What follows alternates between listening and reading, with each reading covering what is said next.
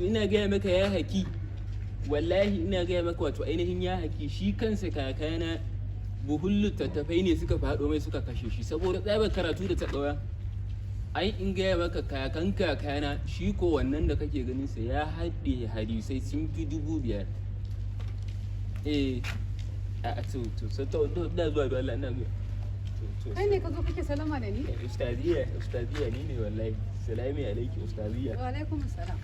To ustaziya to ainihin aka ce mini wato ainihin ustaziya ce min sharo kana ce min faɗi mai ma to wato ustaziya Kai ka magana kanana. To ainihin wato ustaziya wallahi abinda shi kawo ni wurinki a lokuta da dama da nake iya ganin ki wallahi sai kika sace kalbi mu kika tafi da shi shine muka zo wa ainihin miki bayanin irin yanda kika yi sanda kaman ainihin damisa an fahimci damisa ko Damisa kuma?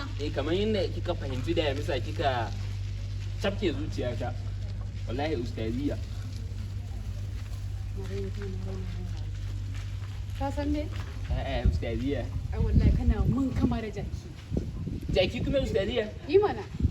A yayin da ka harbe zuciyata ka sace ta. Kasashen ba zai zaka yana wa hankali kace yana kama da wannan ƙaramin wayo. Kai amma fa ainihin ustaziya ta rena min hankali. Jaki